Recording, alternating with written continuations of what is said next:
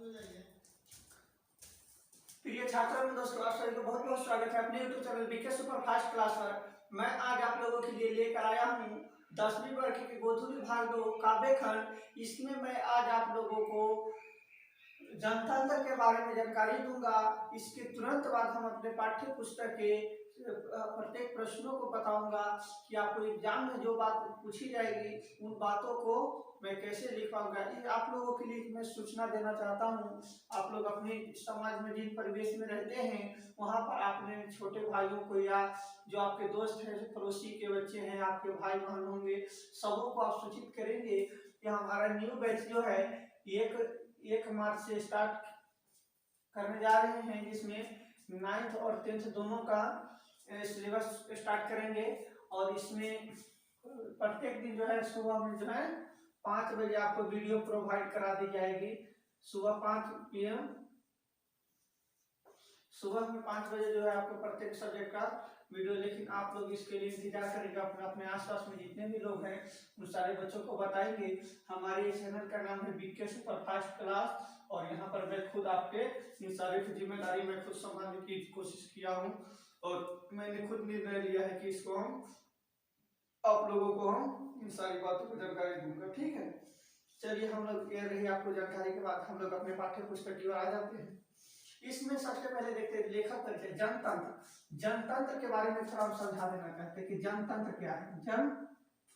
जनतंत्र जनतंत्र जो है ये 2 वाक्यों से मिलकर बना हुआ है, एक जन और एक तंत्र। जन का मतलब होता है लोग और तंत्र मतलब यहाँ पर मतलब लोगों का एक क्या होना चाहिए, समूह होना चाहिए। जनतंत्र मतलब लोगों का एक कैसा झुंड है, एक समूह होता है, उसको जनतंत्र के बारे में। इसके बारे में इस पाठ के लेखक जो है रामधारी सिंह दिनकर जी है। आपसे एग्जाम में पूछा जाएगा कि जनतंत्र के लेखक कौन है, हम किनका नाम लेंगे, हम रामधारी सिंह दिनकर का नाम लेंगे, कोई दिक्कत नहीं।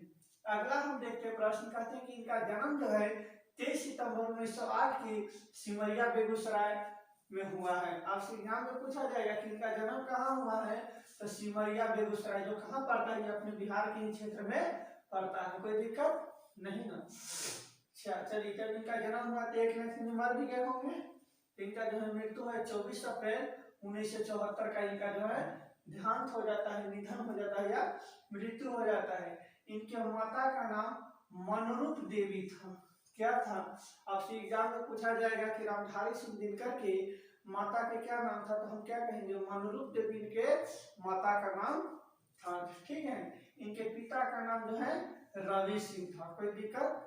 इतना बात कहता है ये 1928 में मोकामा घाट रेलवे हाई स्कूल से मैट्रिक पास किए। मतलब मैट्रिक की परीक्षा कब ये पास किए थे, 1928 में पास किए। किस हाई स्कूल से, मोकामा हाई स्कूल से। आपको एग्जाम में देगा कि रामधारी सिंह दिनकर जो अपना मैट्रिक की परीक्षा कब पास किए, तो 1928 में पास किए। कब किए, पहला ऑब्जेक्टिव यहाँ हुए 1928 में पास किए। किस हाई स्कूल से, तो रेलवे हाई स्कूल से जो मैट्रिक पास किए। उसके बाद ये 1932 में इतिहास से ऑनर्स कर दिए। कब किए हैं, हिस्ट्री ऑनर्स इनका था, हिस्ट्री ऑनर्स का फाइनल करते हैं 1932 में जो है हिस्ट्री से ऑनर्स करते हैं। ये बिहार विश्वविद्यालय में हिंदी के प्रोफेसर के पद पर नियुक्त हो गए। प्रोफेसर के पद पर, प्रोफेसर एक पद होता है के पदभार को इन्होंने संभालने का। इनके द्वारा जो प्रमुख कृतियां की गई, इनके द्वारा जो रचनाएं की गई, उसमें इनका था प्राणभंग था, रेणुका, हुंकार, रसवंती और रश्मिरति। इसी तरह से पुस्तक ये और भी लिखे, लेकिन ये सभी प्रमुख पुस्तकें हैं जो इनके द्वारा लिखा गया। आपको एग्जाम में इस समय से कोई दे देगा कि किताब जितना है, किताब से कोई वो किताब का नाम रहेगा और दे देगा, पूछेगा कि ये किस कवि के द्वारा लिखा गया है, आप वहां पर क्या कहेंगे, कहेंगे कि ये जो पुस्तकें हैं ये रामधारी सिंह दिनकर के द्वारा लिखा गया है। कहता है ज्ञानपीठ पुरस्कार से भी सम्मानित किया गया था। किस पुरस्कार से, आपको बोलेगा कि रामधारी सिंह दिनकर जी को किस पुरस्कार से सम्मानित किया गया था, तो आप कहेंगे कि इन्हें ज्ञानपीठ पुरस्कार से जो है सम्मानित किया गया था। इनको पद्म विभूषण से भी जो है सम्मानित किया गया था। अभी तक हम आपको इतना सारा बात को जानकारी दी, एक बार इसको वाइंड अप करते हैं, पुनः उसके बाद हम अपने पाठ्य पुस्तक पर आ जाएंगे। लेकिन एक छोटी सी कहते क्या कहते हैं कि वक्त ही गुलाम होता ही इंसान बदनाम होता है, वक्त ही गुलाम होता ही इंसान बदनाम होता है, जिनके हौसले होते हैं बुलंद उन्हीं को ये दुनिया सलाम करता है, उन्हीं को ये दुनिया सलाम करता है। चलिए देखते हैं, एक बार वाइंड अप करते हैं। लेखक का नाम क्या है? रामधारी सिंह दिनकर। क्या नाम है इनका? रामधारी सिंह दिनकर। इनका जन्म कब हुआ था? 23 सितंबर 1908 सिमरिया बेगूसराय जो बिहार के क्षेत्र में पड़ता है। इनका मृत्यु कब हुआ? 24 अप्रैल 1974 के हुआ था। इनके माता का नाम क्या था? मनोरूप देवी था। इनके पिताजी का नाम रवि सिंह था। कोई दिक्कत? ये 1928 में मोकामा घाट रेलवे हाई स्कूल से मैट्रिक पास किए। 1932 में हिस्ट्री ऑनर्स पास किए थे। इसके बाद इनका प्रमुख कृतियां क्या था? प्रणभंग था, रेणुका था, ओंकार था, रश्मि रसवंती था एवं रश्मि रची। इस तरह से पुस्तक इनके द्वारा लिखा गया। इनको ज्ञानपीठ पुरस्कार से भी सम्मानित किया गया था। इन्हें पद्म विभूषण पुरस्कार से भी जो है सम्मानित किया गया था। अभी तक हम लगातार आपको पाठ परिचय बता रहे थे, वाइंड अप भी कर दिए। अब हम अब आते हैं अपने एक्सरसाइज के जो प्रश्न उत्तर है, उन प्रश्न उत्तरों को आप कैसे जवाब लिखेंगे जो आपको एग्जाम में पूछे जाएंगे। अंत तक बने रहिएगा, हमें आपको बताता हूँ, भागना नहीं। चलिए देखिएगा, प्रश्न संख्या 1 मेरा क्या कहता है? कवि की दृष्टि के समय के रथ का घर घर नाद क्या है? स्पष्ट करें। कवि के ये कहने का मतलब हुआ, इसको लिखेंगे कि प्रस्तुत पंक्ति हमारे पाठ्य पुस्तक के गोधूली भाग 2 काव्य खंड से लिया गया है। इसमें कवि का कहना है कि कवि दृष्टि के समय रथ के घर घर, मतलब ये जो समय का चक्र चल रहा है, जीवन का एक चक्र चलता है कि नहीं, ऐसे ऐसे, तो कहता अभी हमारे जीवन का चक्र ऐसा है कि मैं किसी का अधीन हो गया हूँ, मैं किसी का गुलाम हो गया हूँ। वो व्यक्ति अपना अधिकार हम पे जमा रहे हैं और मैं उसके सामने कुछ नहीं बोल पा रहा हूँ। कोई दिक्कत? कविता के आरंभ में कवि भारतीय जनता का वर्णन किस रूप में करते हैं?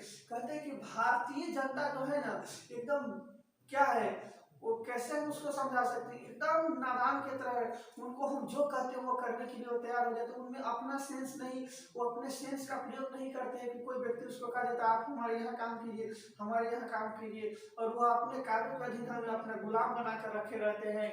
और हमारे अंदर में जो इंटरनल शक्ति है वो हमारे अंदर की शक्ति को पहचानने नहीं देते हैं। वो अपने बातों में उजरा कर हमें रख देते हैं और मैं उनके सामने में कुछ अपना बर्ताव देने की भी कोशिश करता हूँ, फिर भी वो व्यक्ति जो है हमें वार्तालाप करने की मौका ही नहीं देते हैं। मैं अपने गुण को प्रकट करना चाहता हूँ, लेकिन वो व्यक्ति ऐसे है जो हमें, मैं कुछ बताने की कोशिश करता हूँ लेकिन मुझे बोलने से दबा देते हैं, मैं उनके सामने कुछ नहीं बोल पाता हूँ। अगला प्रश्न कहता है, कवि के अनुसार किन लोगों की दृष्टि में जनता फूल या दूध मुही बच्ची की तरह हो चुका है? फिर इसको लिखेंगे कि प्रस्तुत पंक्ति हमारे पाठ्य पुस्तक के गोधूली भाग 2 काव्य खंड से लिया गया है। इसमें कवि कहते हैं कि हमारे भारतीय जनता जो है एकदम दूसरों के अधीन में रहते हैं, हमेशा गुलाम बनकर रहते हैं, और कहते हैं आपको 5 रुपया देते हैं, आप मेरा ये काम कर दीजिए, बस उनके पैसों में फंस जाते हैं। और हमारे गुण से जो है वो अपने जीवन का एक अच्छा से अच्छा क्रिया करते हैं, मेहनत करता हूँ, नाम उनका प्रसार हो जाता है, नाम उनका विख्यात हो जाता है। कुछ करके देता हूँ मैं, और कहते कि नहीं हमने ही ये कार्य किया, लेकिन क्या आपने वो काम किया है? नहीं, अगर आप नहीं होते तो उनका वो काम हो पाता? नहीं होता, लेकिन नाम तो उसी का हो रहा है। कहने का मतलब यहाँ है कि हमारे भारतीय लोगों के बेवकूफ बनाना जो है ना, थोड़ा दिमाग वाला जो होता है ना, आपको बेवकूफ बना कर रख जाता। हम अपने सेंस का प्रयोग जिस दिन करना सीख जाए ना, फिर कोई व्यक्ति नहीं है जो आपको हरा सके। और हम अपने सेंस का प्रयोग नहीं करते। हमारे हर भारतीयों में शक्ति है कि अपने सेंस का प्रयोग कर सकता है, लेकिन हम दूसरे के कहना हमारा से नहीं होगा, मारिए एक थप्पड़ सरिया के उसको कान फोड़ दीजिए, उसको कहीं कि नहीं हम ये काम करेंगे, हमारे अंदर भी शक्ति है, मैं ये क्रिया को कर सकता हूँ, है कि नहीं? इन सारी बातों के बारे में कहा जाता है। विराट कहते हैं कवि जनता के स्वप्न का किस तरह चित्रित करता है? कवि कहते हैं कि हमारे जनता को जो कोई राजनेता आता है हमारे देश में, तो उनको जैसे इलेक्शन का समय आता है तो जीत होने से पहले कहता है अच्छा आपके शहर में यहाँ ये मोहल्ला में नली नहीं है, अरे यहाँ पर बहुत कचरा प्रबंधन यहाँ पर, अच्छा इसका मतलब है कि यहाँ पर कोई व्यवस्था लगा, नगर निगम की व्यवस्था की जाएगी। अच्छा आपके यहाँ मोहल्ला में नल नहीं नहीं है, नल की व्यवस्था करवा देंगे, नाली की व्यवस्था करवा देंगे। वो कब तक? जब तक उसका जीत नहीं हुआ है, जब तक। जैसे ही उसका जीत हो जाता है, अच्छा और उसके बाद उसके दूरा पर क्या करे, अच्छा देखते हैं, आप रहिए ना बाद में, अरे क्या हमको तो बेवकूफ बना दे दिया, हमको 2-4 पैसे देते हैं, मैं अपने पैसा में अपनी अहमियत को भूल जाता हूँ, मैं अपने बच्चों के जीवन की साक्षरता की जो हमारे लिए आवश्यकता था, उस साक्षरता को मैं उससे नहीं मान पाता हूँ, और हम 5 रुपया 10 रुपया के रूप में अपना संपूर्ण अपने बच्चों को भविष्य को बर्बाद कर जाता हूँ। लेकिन हमें ये समझ होनी चाहिए कि नहीं, हमको ये ज्ञान होना चाहिए कि नहीं, हमारे समाज में एक अच्छा विद्यालय नहीं है, हमारे समाज में एक अच्छा क्या बोलते हैं रास्ता नहीं है, जिस चीजों को हमको 2-4 पैसा देते हैं और उनके बातों में बह जाते हैं। अब मैं आज एक दिन बहता हूँ, हमको 5 वर्षों तक वो अपने पीछे पीछे टहलाता है। देखिए यहाँ के लोगों को भी कितना मिलता है।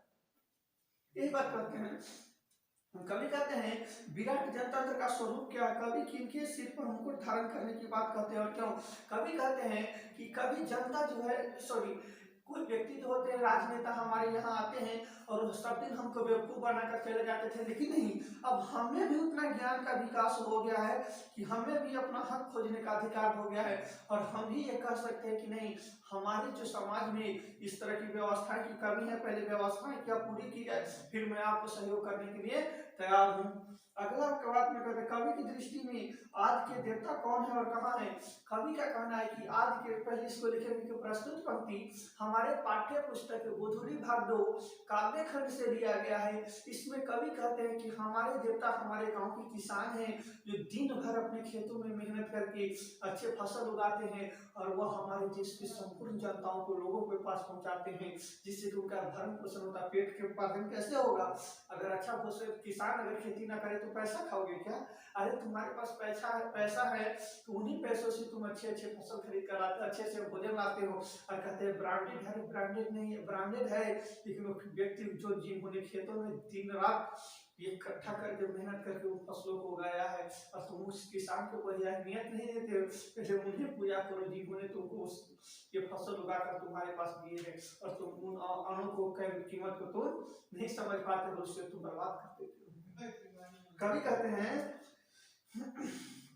कवि का मूल भाव है कि कविता का मूल भाव क्या है, कविता का मूल भाव यह है कि हमारे भारतीय दुर्दशा के बारे में बताते हैं। कवि कहते हैं कि हमारे भारतीयों को, लोगों को, अगर कोई भारतीय ही है जो थोड़ा उसे थोड़ा दिमाग एक्स्ट्रा लगा लेता है, बस वो अपना अधिकार उस पर जमा लेता है, अपना हक जमा कर उसको हमेशा के लिए अपना गुलाम बनाकर रखता है, और थोड़ा जब उसमें समझ आता है तब तक पता चलता है हमारी जिंदगी का पैसा ही सब बर्बाद हो निकल गया कि अब मैं कुछ कर ही नहीं सकता।